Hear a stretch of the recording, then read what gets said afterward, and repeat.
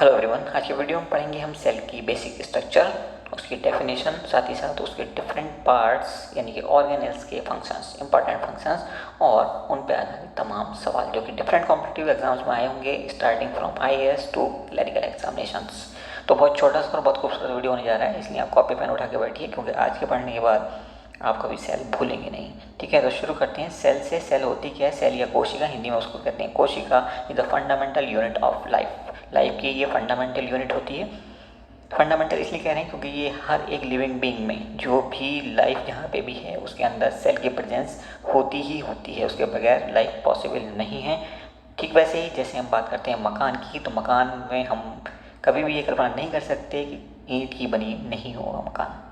मकान हमेशा ईंट का बना होता है, वैसे ही हमेशा कोई भी लिविंग बीइंग चाहे छोटी हो चाहे बड़ी वो सेल की बनी होती है। इसके अलावा हम सेल को structure and function unit of life भी कहते हैं क्योंकि एक छोटी सी सेल लाइफ के तमाम वाइटल फंक्शंस को अंजाम दे सकती है, जैसे रिप्रोडक्शन यानी कि प्रजनन, रेस्पिरेशन यानी कि श्वसन, डाइजेशन यानी कि पाचन, एक्सेट्रा एक्सेट्रा।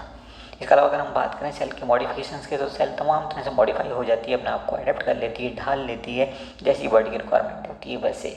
जैसे हम देखते हैं अपनी बॉडी के अंदर, ह्यूमन बीइंग के अंदर बोन की सेल्स बड़ी हार्ड होती है और तमाम बदन सहने के लिए अडेप्ट कर लेती है अपने आप को।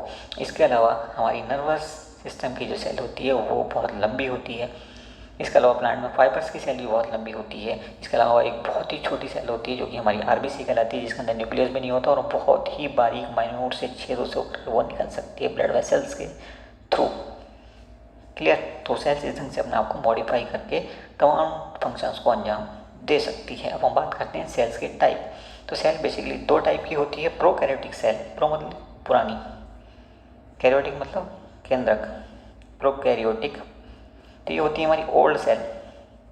इसके अलावा एक सेल और होती है जिसको हम कहते हैं यूकैरियोटिक सेल, तो वो जस्ट अपोजिट एकदम न्यू एडवांस सेल हम कह सकते हैं उसको, और कुछ इस ढंग से देखते हैं यूकैरियोटिक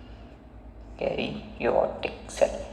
ठीक है, यूकैरियोटिक सेल में सभी एडवांस ऑर्गेनेल्स होते हैं और उनमें से बहुत से मेम्ब्रेन बाउंड होते हैं। क्लियर? यानी कि उनके चारों तरफ मेम्ब्रेन होती है, कहीं पे डबल होती है, कहीं पे सिंगल होती है, कुछ में डबल कुछ में सिंगल हो सकती है।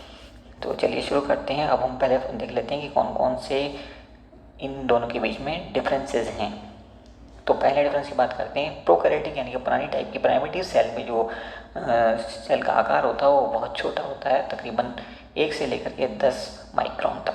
कितना? 1 से 10 माइक्रोन तक। जबकि अगर हम एडवांस सेल की बात करें तो ये तकरीबन 5 से लेकर के 100 माइक्रोन तक होता है, यानी कि वो साइज़ में काफ़ी बड़ी होती है। इसके अलावा जो न्यूक्लियस होता है वो उसमें बिखरा हुआ जैसा होता है सस्पेंडेड लिक्विड के अंदर, यानी कि उसके अंदर क्लियर कट न्यूक्लियस नहीं होता सेल के अंदर। क्लियर? वो पानी में यानी कि लिक्विड के अंदर सस्पेंडेड सा होता है और उसके चारों तरफ मेम्ब्रेन भी नहीं होती। जबकि एडवांस सेल में उसके चारों तरफ दोहरी मेम्ब्रेन होती है जो उसे एक प्रॉपर शेप देती है, यानी कि हम कह सकते हैं कि एडवांस न्यूक्लियस उसके अंदर होता है। आपकी प्रोकैरियोटिक सेल जो होती है वो यूनिसेलुलर ऑर्गेनिज्म के अंदर, या हम कह सकते हैं कि ए सेलुलर, ए मीन्स नॉट, जिसके अंदर ऑलमोस्ट सेल नहीं है। क्यों नहीं कह रहे हैं हम उसको सेल? हम उसको सेल इसलिए नहीं कहना चाहते क्योंकि उसके अंदर प्रॉपर सेल के ऑर्गेन्स नहीं हैं, ऑर्गेनेल्स बल्कि हम कहते हैं ऑर्गेनेल्स नहीं है, इसलिए हम उसको प्रॉपर सेल भी नहीं कहना चाहते। वो या तो कहना चाहिए कि हम बहुत ही छोटे से यूनिसेलुलर ऑर्गेनिज्म होते हैं या वो ए सेलुलर ऑर्गेनिज्म होते हैं। जबकि एडवांस सेल बड़े ऑर्गेनिज्म में तो होती ही होती है, कुछ छोटे ऑर्गेनिज्म में भी हो सकती है। इसके अलावा जो कहना चाहिए न्यूक्लियस है प्राइमेटिव सेल्स का, उसको हम कहते हैं न्यूक्लियोइड। क्यों कहते हैं न्यूक्लियोइड? क्योंकि वो सस्पेंडेड होता है, वो प्रॉपर न्यूक्लियस नहीं कहलाता। अगला पॉइंट है यहाँ पे न्यूक्लियोलस, यानी केंद्रिक जो होती है, केंद्र के अंदर एक बॉल शेप स्ट्रक्चर, वो भी एब्सेंट होती है। अगले पॉइंट की हम बात करें तो यहाँ पे हायर ऑर्गेनेल्स जो होते हैं वो एब्सेंट होते हैं प्राइमेटिव सेल्स में। हायर ऑर्गेनेल्स का मतलब हो गया कि जैसे अब माइटोकॉन्ड्रिया हुआ, प्लास्टिड हुआ, गोल्जी बॉडी हुआ, एंडोप्लाज्मिक रेटिकुलम वगैरह हुआ, ये एब्सेंट होते हैं। नेक्स्ट पॉइंट इज राइबोसोम्स जो होते हैं वो 70S गुणांक वाले होते हैं, टाइप के होते हैं। जबकि एडवांस सेल्स में जो होता है वो राइबोसोम्स 80S गुणांक वाले होते हैं।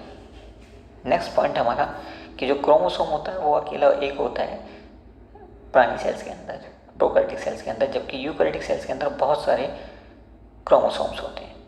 एक पॉइंट और है कि डीएनए में जो हिस्टोन प्रोटीन होती है वो सिर्फ एडवांस सेल्स के अंदर होती है, प्राइमेटिव सेल्स के अंदर हिस्टोन प्रोटीन नहीं होती। ये कुछ बेसिक डिफरेंसेस थे एडवांस सेल्स और पुरानी सेल के अंदर। अब चलते हैं, हम देखते हैं सेल का स्ट्रक्चर। जैसे कि हमने आपको बताया था कि सेल का जो स्ट्रक्चर होता है वो, अगर हम टिपिकल सेल की बात करें, टिपिकल आदर्श सेल, तो वो कुछ हेक्सागोनल टाइप का होता है, ठीक है। उसके चारों तरफ एक मोटी वॉल हो सकती है और नहीं भी हो सकती। अगर वो प्लांट सेल है तो होती है और एनिमल सेल है तो वो सेल वॉल नहीं होती। सेल वॉल को हम क्या कहते हैं, ये सेल वॉल या कोशिका भित्ति हम इसको हिंदी में कहते हैं, और इसका फंक्शन होता है सेल को प्रोटेक्शन देना। एनिमल सेल्स में ये नहीं होती। इसके अंदर जो एक और लेयर है उसको हम कहते हैं सेल मेम्ब्रेन या प्लाज्मा मेम्ब्रेन, वो सबके अंदर होती है और उसका फंक्शन क्या होता है, वो सेलेक्टिवली परमेबल होती है। तो किसको अंदर आने जाने देना है, किसको नहीं आने जाने देना है, बाहर से अंदर या अंदर से बाहर, वो ये डिसाइड करती है। उसके बाद हम बात करेंगे, एक सबसे बड़ा जो ऑर्गेनेल होता है वो होता है इसका न्यूक्लियस। सबसे इम्पॉर्टेंट, बड़ा नहीं कहेंगे, सबसे इम्पॉर्टेंट न्यूक्लियस होता है जो कि सारे सेल के फंक्शन को कंट्रोल करता है और कोऑर्डिनेशन करता है। किसको कब कितनी एनर्जी चाहिए सेल को, वही डिसाइड करता है। उसी के पास सारे मैसेज जाते हैं और वो माइटोकॉन्ड्रिया से क्या करके एनर्जी प्रोड्यूस कराता है, जितनी ज़रूरत होती है उतनी। इसी ढंग से जो वो होता है प्लास्टिड होता है, प्लास्टिड को भी वही कंट्रोल करता है, सारे ऑर्गेनेल्स को वही कोऑर्डिनेट और कंट्रोल करता है। उसकी स्ट्रक्चर की अगर हम बात करें तो उसके अंदर एक बॉल टाइप की स्ट्रक्चर होती है जिसको हम कहते हैं न्यूक्लियोलस, ठीक है, न्यूक्लियोलस, या हिंदी में इसको हम कहेंगे केंद्रिक। ये बॉल टाइप की होती है कुछ, यहाँ पे दी नहीं, कोई दिक्कत नहीं, क्लियर। इसके अंदर लिक्विड भरा होता है जिसको हम कहते हैं न्यूक्लियोप्लाज्म। चूँकि न्यूक्लियस है तो इसके अंदर का लिक्विड है, न्यूक्लियोप्लाज्म कहलाता है। इसके अलावा इसके अंदर ऐसे थ्रेड लाइक स्ट्रक्चर्स भी पाए जाते हैं जिनको हम कहते हैं क्रोमोसोम्स, क्रोमोटिन थ्रेड्स या क्रोमोसोम्स, जो कि कैरेक्टरिस्टिक्स को एक पीढ़ी से दूसरी पीढ़ी में ले जाने का काम करते हैं। इसके बाद हम बात करेंगे, यहाँ पे कुछ और स्ट्रक्चर दी हुई है, देखिए फिंगर लाइक स्ट्रक्चर। ये फिंगर लाइक स्ट्रक्चर क्या है, ये है माइटोकॉन्ड्रिया। माइटोकॉन्ड्रिया को आप जानते हो कि ये ऊर्जा उत्पादन का केंद्र होते हैं। इनको हम कहते हैं कि पावर हाउस ऑफ सेल है, जहाँ पे एटीपी फॉर्मेशन होता है। एटीपी को हम क्या कहते हैं, energy currency, ATP, adenosine triphosphate, इसकी फुल फॉर्म होती है एडिनोसिन ट्राइफॉस्फेट, और ये ऊर्जा मुद्रा कहलाती है, ठीक है। इसी का यूज़ करके सेल के डिफरेंट ऑर्गेनल्स एनर्जी लेते हैं और उसके बाद एटीपी को किस में बदल देते हैं, एडीपी में बदल देते हैं, एडिनोसिन ट्राइफॉस्फेट, क्लियर। तो ये सवाल अक्सर पूछा जाता है, एनर्जी करेंसी क्या होती है, पावर हाउस क्या होता है सेल का, एसेट्रा एसेट्रा। इसके बाद चलते हैं, एक और इम्पॉर्टेंट ऑर्गेनल है जिसको हम कहते हैं वैक्यूल। ये साइज़ में कई बार बहुत बड़ी होती है, जबकि हम बात कर रहे होते हैं प्लांट सेल की। एनिमल सेल में ये साइज़ में बहुत छोटी होती है और नंबर में ज़्यादा होती है। प्लांट सेल में हार्डली 1 या 2 ही होती है और इनका फंक्शन है क्या, ट्रांसपोर्टेशन में हेल्प करना। एक और इम्पॉर्टेंट ऑर्गेनल है जिसका नाम पड़ता है क्लोरोप्लास्ट। क्लोरो मीन्स ग्रीन, तो जब ये ग्रीन होता है तभी हम उसको बस क्लोरोप्लास्ट कहते हैं, बाकी इसका फंक्शन नहीं बदलता। कई बार ये रंगीन भी होता है ग्रीन के अलावा कोई और कलर का, तब हम इसको कहते हैं क्रोमोप्लास्ट, वर्णी लवक हिंदी में, ठीक है। क्लोरोप्लास्ट था तो हिंदी में क्या कहा हमने, इसको हरित लवक या क्लोरोप्लास्ट इंग्लिश में। उसके बाद जैसे इसके अंदर कोई और कलर आया तब हमने इसको क्या कहा, क्रोमोप्लास्ट या वर्णी लवक। और अगर कोई भी कलर नहीं रहा, ना ग्रीन ना कोई और, तो फिर ये हो गया वाइट ऑलमोस्ट, तब हम इसको क्या कहेंगे, ल्यूकोप्लास्ट। लेकिन फंक्शन इसका वहीं का वहीं रहा ऑलमोस्ट। इसने खाना बनाना है, फोटोसिंथेसिस करना है, प्रकाश संश्लेषण करना है, प्रकाश लेना है, सूरज सनलाइट, इधर से कार्बन डाइऑक्साइड इकट्ठी करनी है एटमॉस्फेयर से, पानी की मदद से, फिर ये अपना खाना बनाता है। और जब खाना बन जाता है तब वो कहाँ जाता है, वो माइटोकॉन्ड्रिया के पास जाता है, क्योंकि जितनी एनर्जी की रिक्वायरमेंट होती है उतनी नंबर ऑफ माइटोकॉन्ड्रिया सेल्स के अंदर बढ़ जाते हैं और उतना ही प्रोडक्शन या एटीपी कह लीजिए वो करते रहते हैं, और सेल के डिफरेंट ऑर्गेनल्स उनको इस्तेमाल करते रहते हैं एटीपीज़ को और अपना काम चलाते रहते हैं। और ये तीनों के तीनों जो ऑर्गेनल्स हैं जो अब तक हमने बात की, एक आपका न्यूक्लियस हो गया, एक आपका माइटोकॉन्ड्रिया हो गया, एक आपका हरित लवक हो गया या क्लोरोप्लास्ट, ये तीनों के तीनों डबल मेम्ब्रेन से बाउंड होते हैं, ठीक है। यानी कि इनकी जो मेम्ब्रेन होती है वो डबल होती है। अब आगे बढ़ते हैं, अब देखते हैं कौन सा इंपॉर्टेंट ऑर्गेनल हमारे पास है। तो एक और इम्पॉर्टेंट ऑर्गेनल है जिसका नाम है एंडोप्लाज्मिक रेटिकुलम। ये जो आप देख रहे हैं पाइप टाइप के स्ट्रक्चर्स, ये एंडोप्लाज्मिक रेटिकुलम है। कई बार इनके ऊपर दाने दाने से होते हैं तो हम इनको कहते हैं रफ एंडोप्लाज्मिक रेटिकुलम, RER, ठीक है, RER। जब इसके ऊपर दाने होते हैं, वो दाने कौन से होते हैं, राइबोसोम्स के दाने होते हैं जो कि प्रोटीन सिंथेसिस करते हैं। तो ये प्रोटीन सिंथेसिस की साइट्स भी कहलाती हैं। जब कभी राइबोसोम्स इनके ऊपर नहीं होते तो हम इनको कहते हैं कि स्मूथ एंडोप्लाज्मिक रेटिकुलम है, SER हम लोग शॉर्ट में कहते हैं, SER। और वहाँ पे क्या होता है, वहाँ पे लिपिड फॉर्मेशन होता है। अगर दाने हैं तो प्रोटीन फॉर्मेशन, और दाने नहीं हैं तो लिपिड फॉर्मेशन वहाँ पे होता है। ये फंक्शन ये अंजाम देती हैं, जो मेन फंक्शन है। इसके अलावा एंडोप्लाज्मिक रेटिकुलम का एक फंक्शन और है कि ये जो सेल्स के इतना लंबा चौड़ा एरिया है उसको कई सेगमेंट्स में बांट देती है, जिसकी वजह से सेल्स के डिफरेंट जो रिएक्शन सेल्स की हो रही होती हैं वो कंपाउंड जो कहना चाहिए एक